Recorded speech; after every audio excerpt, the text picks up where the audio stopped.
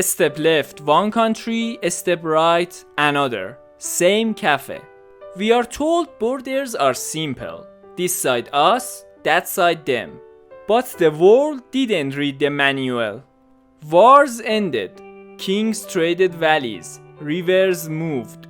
Towns refused to move with them. And the lines we drew got delightfully complicated. Today, we are exploring the world's strangest borders you won't believe exist, and the human stories hiding inside them. CuriGuys. Let's start in the Netherlands and Belgium, in a patchwork town called Baarle. Imagine a neighborhood where the border zigzags through doors, living rooms, bakeries, and sidewalks. Addresses can change nationality at the front door. So, a shop literally labels its entrance NL or BE to show which country's rules it follows. People here grow up bilingual in bureaucracy, 2 tax systems, 2 sets of opening hours, and the occasional midnight law switch when the line cuts through a bedroom. Baarle isn't chaos. Its choreography proved that borders are social agreements as much as they are lines. Jump southwest to Espec on a river between France and Spain, a tiny island jointly administered by both countries. Half the year it's under French control, the other half Spanish. No permanent residence, no shouting matches, just a centuries-old rhythm of shared sovereignty that still clicks along like clockwork. It's not about land, it's about memory. The treaty lives on, and the island becomes a reminder that sometimes the best way to own something is to take turns. Now to the Bering Strait, where time and space split.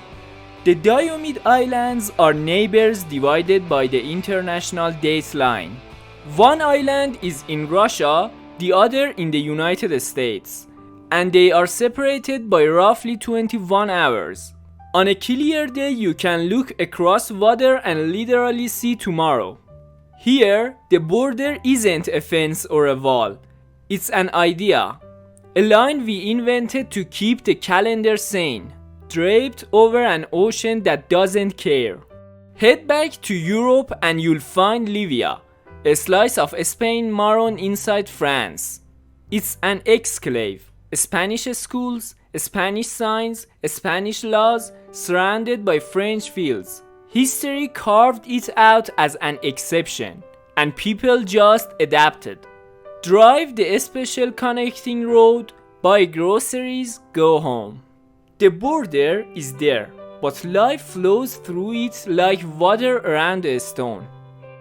And there are more. A German town nestled inside Switzerland where salaries, taxes, and soccer loyalties get very interesting. A US community pinned beneath Canada where crossing to your own country means driving through another first. Rivers shifted their beds. Rulers redrew their maps, and ordinary people learned to live with extraordinary lines. So, what turns a sensible map into a labyrinth? Treaties that froze a moment in time. Mountains nobody measured the same way. Families refusing to uproot. Rivers that wandered. Every border is a story of compromise. Who gets this road? Who keeps that church? Who pays for a bridge? On paper, the line is thin. In real life, it's thick with history. And here is the twist.